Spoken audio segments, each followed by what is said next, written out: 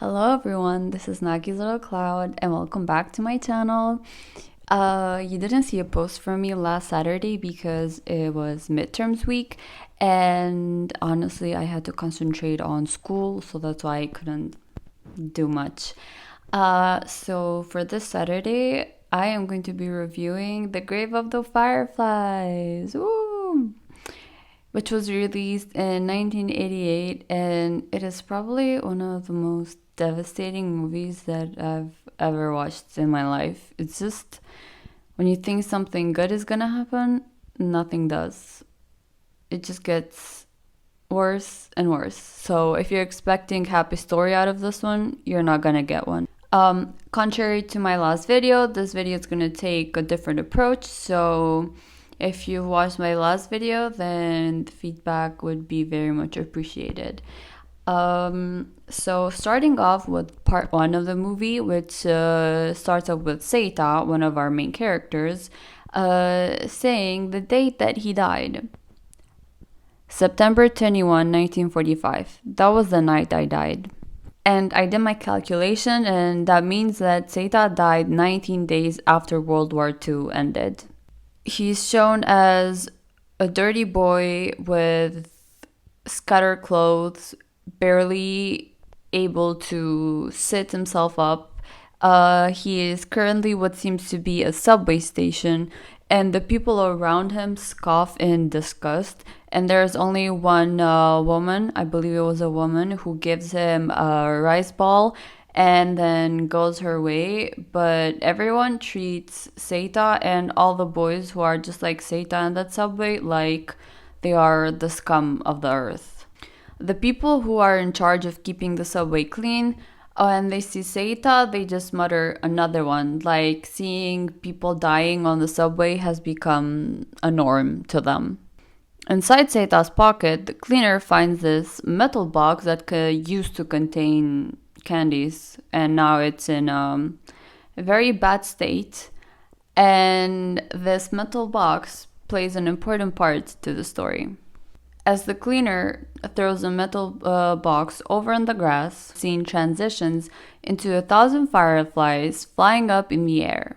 And then we see Setsuko, Seita's little sister, rising up in the air with them. Setsuko is about to rush over to Seita's dead body when the camera transitions and Seita's spirit body now puts his hand over Setsuko's shoulder and she smiles at him, both happy that they get to be with each other again, and this time forever.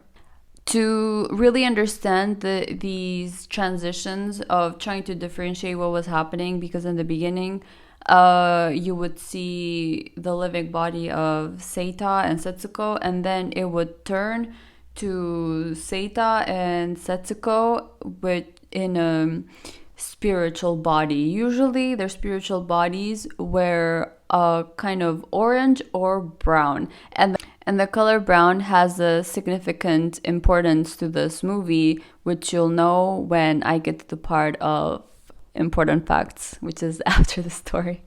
This movie would also turn out to be one of the most gruesome movies that I've ever watched in my life, but I would not know this until halfway throughout the movie. That metal box turns out to be a Fruit Loops can, and we see Seita grab the Fruit Loops can, and as he is pulling it mid-air, it turns back to its colorful, full of candies, its original state, and Setsuko just rejoices in being able to eat a candy again. Now, back to the past, when they were both still alive, the story transitions into an air raid being heard all throughout the village, warning the villagers that they need to go to the shelter or find a safe place before the bombings start to come. Their mother leaves first for the shelter, and Seita and Setsuko don't make it in time, and they have to run for their lives. But don't worry, our protagonists don't meet their tragic ending yet. An important detail to pay attention to is that as the missiles are falling down from the sky, they almost look like fireflies. After the air raid ends, everything is into chaos, the whole village is burned to the ground, and Seita is carrying Setsuko on his back, trying to find a place to just at least calm down.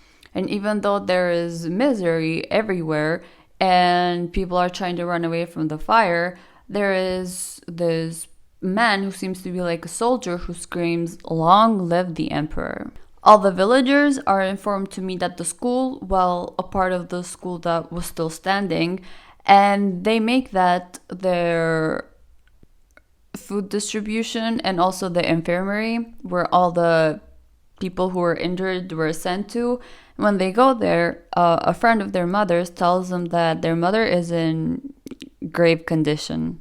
The next day, their mother passes away, and Seita and Setsuko have no choice but to go live to their aunt's house. This is not really given a name, or it's never spoken a lot about, but we see Seita holding a wooden box, and the wooden box is carrying his mother's ashes. While all of this is happening, the spirit of Seita watches his whole life play out, while Setsuko is fast asleep with her head on his lap. Now, their time at their aunt's place can be quite confusing if you don't have the right mindset for it, I could say. The way that I would advise people who still haven't watched the movie, or people who are troubled by what happens with their aunt, which I will explain, is that life was different back then in the 1940s in Japan. It was also the 20th century. The mentality back then is way different from how we think of now. Also, I'm not Japanese. I'm pretty sure a lot of you aren't Japanese either. So we can only read about how family traditions are in Japan. So we can't really judge them. We can only hope to empathize with them. Now, their time at their aunt's house, as I mentioned, was troubling. When they had money and food to provide for their aunt, her husband, and her daughter, then everything was good. But soon they started running out of money and food, and their aunt kind of just turned on them. And bad situations honestly bring out the worst in people, unless you're like an angel or you have patience. And their aunt basically tells Seita and Setsuko that if they're not contributing to the country, contributing to helping with war or fighting or working, then they're not worth investing into. Basically, they're not worth living either, because they're doing nothing to help the country in this very difficult time. Not being able to stand his aunt's behavior, Seita makes the decision to leave his aunt's place, and they make the bomb shelter their home, their makeshift home somehow. And from this point on, things just get worse. At this point, I realized that Seita was trying to live through Setsuko's childlike innocence and forget everything that was going on in the world, honestly. Now, moving on to part 2 of the story. Their time at the shelter could be described as a living hazard. They had no running water, no electricity, no clean water, and nature became their bathroom. Throughout this misery of theirs, their fruit drops became their saving. It got them through a really hard time. And they really do make use of them a lot. And Seita kind of uses these fruit drops to distract Setsuko. Some of the examples are, in one scene, Setsuko is crying because they have run out of fruit drops, but Seita bangs the metal container, and the 3 remaining fruit drops finally move. And then in another scene, when the fruit drops are eaten, there's no more, he pours water inside of it so Setsuko can drink all the different flavors. So sad. For some time, they buy food and pans and whatever they need from the other villagers. But food gets so scarce even for the villagers that they have nothing to sell anymore.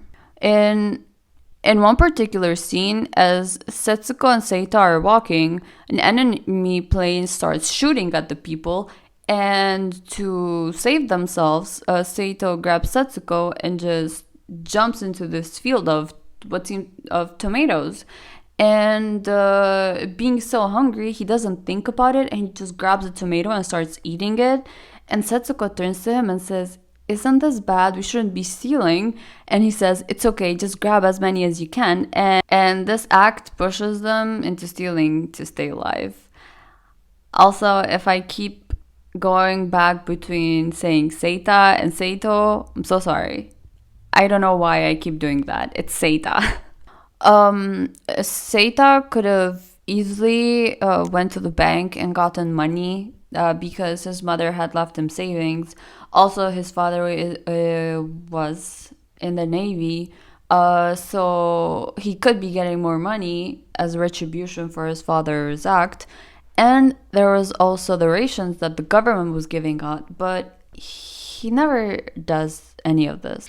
And it seems that eventually Seita with no one to guide him, and with the pride so big, like how the Japanese pride was during World War II, he would not ask for help, and he was literally refusing any help. Seita notices that Setsuko's health is just deteriorating, and he decides to finally go and take out some money from the bank. And there he overhears people talking about how they lost the war. Setsuko and Seita had sheltered themselves so much that they didn't even know what was going on anymore. However, his response to that is Japan's lost, the great Japanese empire. He could not believe that they had actually lost the war.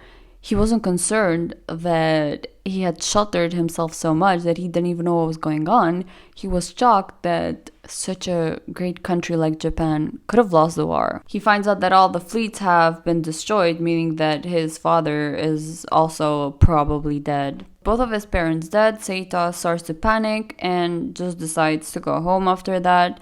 And we see Setsuko laying down, holding her doll in one hand, and then in the other hand she's holding the metal can that's supposed to be filled with fruit drop.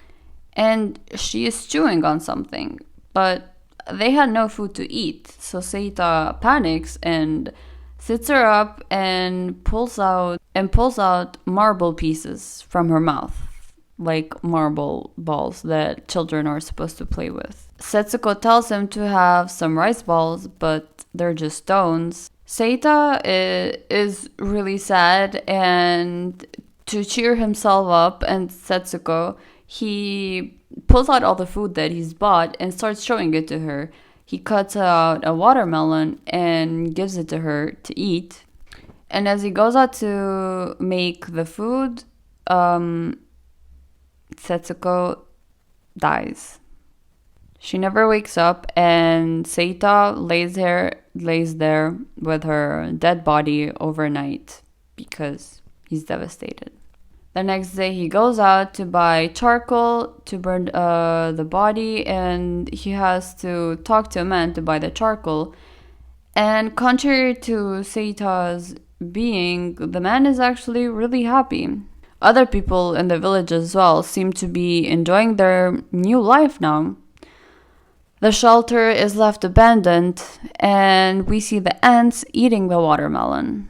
And as Seita is burning Setsuko's body and putting her bag, her doll, her coin purse with her, he keeps the fruit drop metal can and stares as her body is being burned and the fireflies start to rise up again. He takes some of Setsuko's ashes, puts them into the fruit drop can, climbs down the hill, never going back to the shelter again. The scene transitions into Seita holding the fruit drop candy tin, now back to its colorful, usable state filled with candy, and Setsuko calling out to him and gently laying her head on his lap. The movie ends with Seita looking at a modern city while being surrounded by fireflies. The end. Well, very sad, but it is the end. This was their story. Now these are going to be my thoughts. If I look sad, it's not because of the story, it's because of my grandfather getting sick. The timing, my god, talking about such a sad movie and then my family reminding me of what's happening to my grandfather is just a perfect timing. But this is kind of a good distraction. Doing something is always better than just doing nothing. So while all of this is happening, Seita is 14 and Setsuko is 4.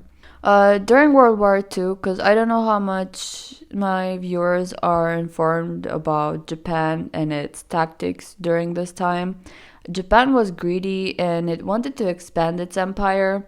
Even after being bombed one time, they didn't stop. It was only after the second bombing that they actually did stop. Also, with their horrible past of the comfort women and not apologizing until the 21st century for the crime that they have committed against them, it was always their government trying to run away from its past rather than taking accountability for what they did from the beginning. So, because I've given you a little background for it, uh, Seita being Japanese will already tell you about what a prideful and individual personality he has.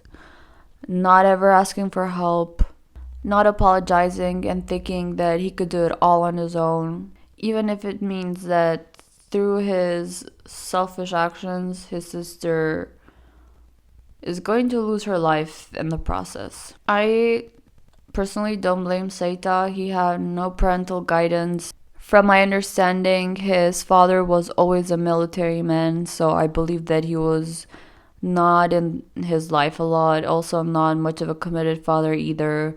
His mother dies, his aunt is barely a parental figure. Also, from the research that I did during this time, elders, even if they made mistakes, they will never apologize for it. It was also always the young people who had to apologize. We or I could just easily say, well, if I was in Seita's shoes, then I would have just apologized. I would have stayed at the house. I would have done this or that. That's always easier said than done. As I said, war is tough and it changes people. I mean, look at the end of the movie when Japan is now free of any commitment to wanting to become this great empire, and people treating those men on the subway. Just pay attention to their behavior. It's horrible.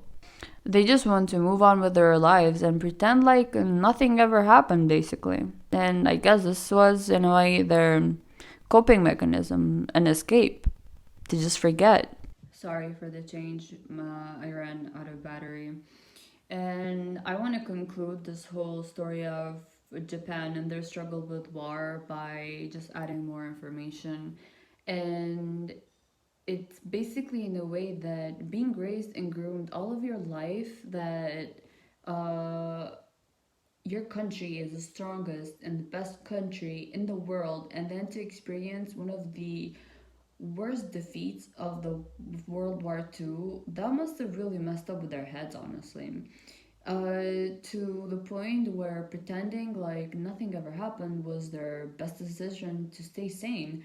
This is all based on the movie as well. I haven't done research how it affected the daily Japanese person when World War II ended. So all this information is based on the movie. Now, remember when I said that it just kept getting worse and worse? Well, it gets even worse in real life as well. The movie is based on the semi autobiographical novel of Akiyuki Nosaka, and based on the information given, it was written as an apology to Keiko, his sister, who died of malnutrition. I have not read the book, so this is all based on information that I found on the internet. But I can only imagine that the book is even more heartbreaking to read than the actual movie. And the book and the movie are both set in the city of Kobe, where the story actually took place in real life. The poster's catchphrases for the movie were I decided to live at the age of 4 and 14, which represents Setsuko's age and Seita's age. And I came to deliver what I forgot. And from my understanding is that this movie was about Seita watching his life for what it actually was, uh, because he was not able to do so the first time. And this is a quote that I took from Akiyuki Nosaka, so I'm gonna read it to you. The main character is rather spoiled for a wartime child. In that sense, I think today's children would become just like him if they were put into the same situation. The brother and sister can only survive that harsher environment by locking themselves up into a world of their own. When they lose their sole guardian, their mother, the older brother decides to become the guardian of his little sister, even if it means making an enemy out of the entire world. He gets to the point where he thinks he wouldn't mind turning himself into nourishment for his sister. On the one, that's very tragic, but it's also a blessed situation. For Seita, it's like he can try to build a heaven for just the two of them. After all, it's a double suicide story. This was Isao Takahata's first time producing a movie for Studio Ghibli. And remember how I mentioned the importance of color brown? The color brown was used to make the movie look softer, and the black outline was only used when it was absolutely necessary. And Isao Takahata said that because it was the first time using the color brown so much, it actually was difficult for him as well because the shades of brown are similar to each other compared to how you can differentiate the shades of pink or purple, let's say. And there are currently two live actions of the movie and the book because the two live actions are different. They chose to tell the story differently. This movie falls into the genre anime, animation as usual, and war, drama, children's film, and tragedy. I will not let children watch this movie, but I have watched worse movies in my childhood, so I don't know what to say. I'm not the best person to ask for advice here. It is based on the novel of Akiyuki Nosaka of the same name, directed by Isao Takahata, and the screenplay was also written by him as well. The music score was composed by Michio Mamiya, and in the description box below, I will add a link to the soundtrack so you could listen to it. Did I finish watching it? Yes, I did finish watching it, and with lots of difficulty and crying. I would recommend the movie to people who are into tragedies and war, I guess. I guess I would. And I rate this movie as a 10 out of 10. Um, just a few more thoughts before I end this video. I saw some reviews saying that this was like an anti-war movie, and then Akiyuki and even Takahata said that they didn't think about it this way, so I'm just gonna add what I think to it. I personally thought it was just sad and devastating. I didn't look at it as an anti-war movie because the Japanese fighting spirit is pretty much prevalent throughout the entire movie, and the movie doesn't end in a way that says people it's not worth fighting either. It just tells you a miserable a miserable story of a brother and a sister. I guess what I can say about it is that as always, war will always bring tragedy. There's no such thing as winning. I do not believe, going back to Nausicaa as well, it's stupid and pointless, and it makes absolutely no sense to use violence to attain peace. It just doesn't seem human to me, even though we humans crave war.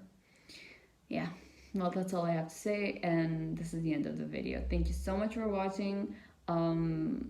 If you liked it, then like the videos, comment, and subscribe. You could support my channel by doing that. You could also follow me on my other social media accounts, which I'm gonna link below. And thank you for watching it, honestly. It was a fun project. Bye.